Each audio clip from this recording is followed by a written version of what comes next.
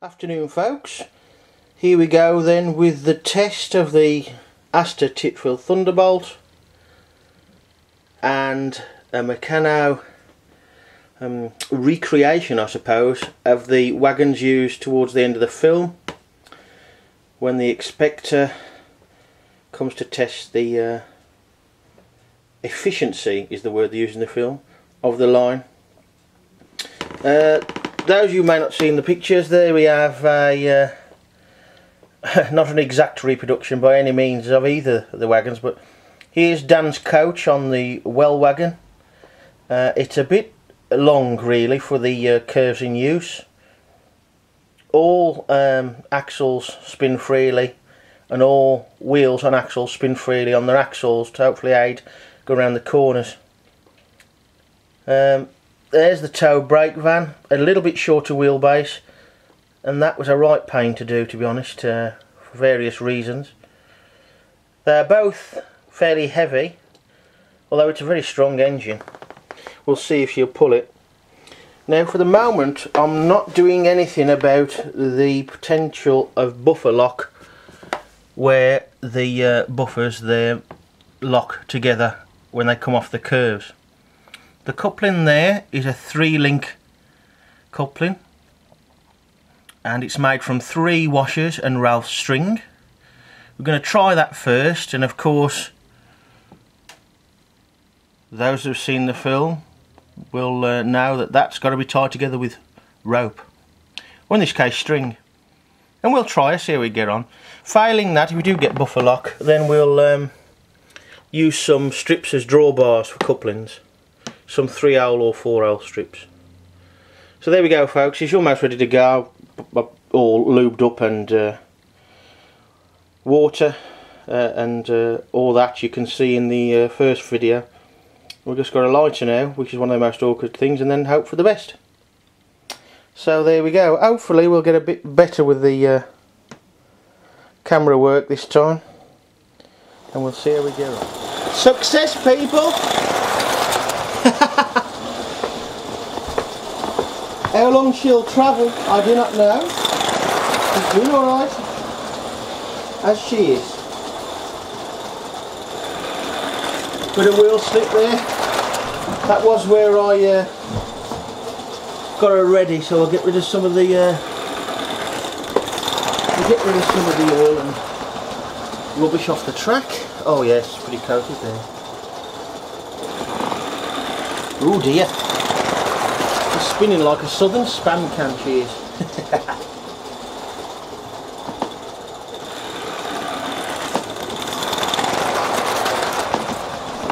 I'm just putting that off with a bit of mess.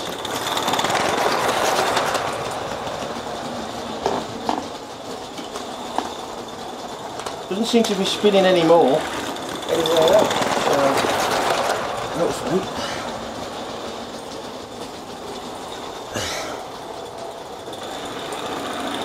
Probably the wheels have got it as well. But she does seem to be working.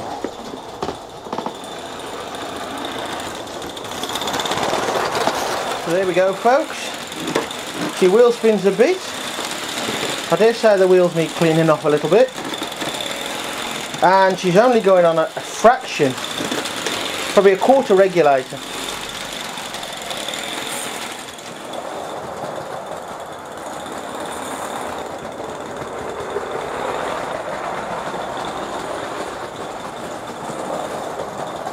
I dare say my floors are not level either, but she pulls them with quite a bit of ease. Perhaps where expected when the loco's on the straight and the wagons are on the curve still. I'm surprised they run as smoothly as they do.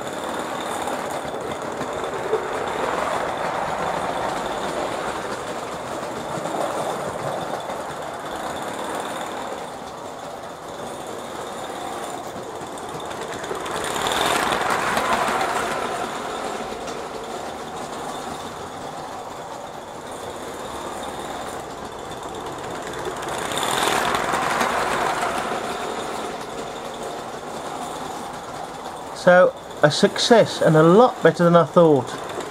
We could do with cleaning up the wheels and track, I think, but can't really do that while she's running, but she does run.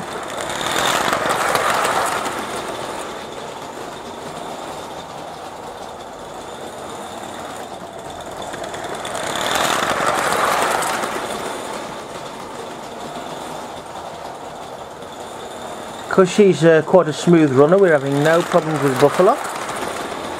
As you can see, she's coupled with string, so we don't have to resort to pinching the chains off a mammoth steamroller. It's a shame she spins up a bit.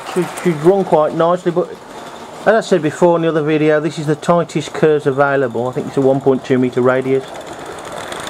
Whether I could fit the next one up radius there, I don't know.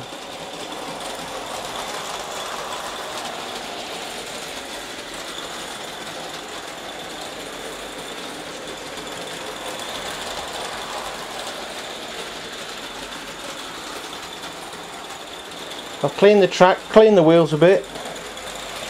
We had a little incident with the track, not unlike the film. The track come apart. Only it was somebody's big foot that did that. No accident, we'd noticed before the second run, which this is. And I've got very little blower open now, and not too much in the way of regulator either. She will go like a rocket even with this load. Like a rocket, isn't that a bad analogy? I do apologise. But as it's Christmas, I'll put that one in next year's Christmas cracker. As you can see, she's going well. Still a bit of wheel slip. I suppose that's understandable on this track. I have cleaned the track, first wiped over and then cleaned with meths.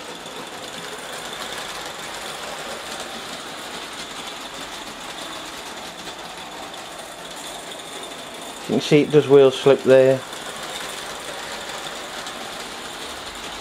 But not on every corner, which does suggest, as I said before, my floors, well, for those of you who watched the very brief Mammoth video, Mammoth Loco video, will appreciate my floors are not very level.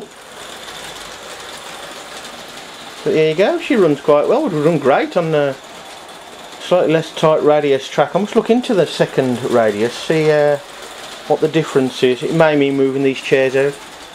As you can see, she runs well.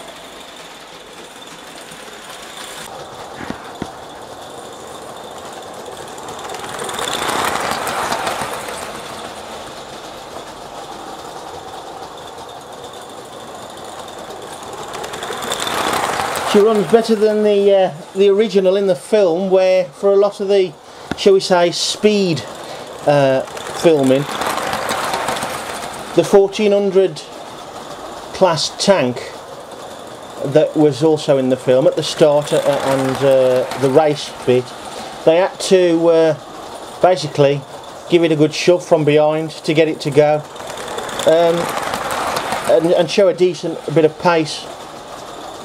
There was a booklet, there's several books on the line, the Camerton branch, but the line was actually closed before the film was shot, and it was used just for the filming of the film, for most shots, on the branch anyway. But when you think that this engine was actually a goods engine, Lion as it were, and if it's something like 9 or 11 years after the rocket, that's all, and it probably wasn't in its first flush of use at the time either. So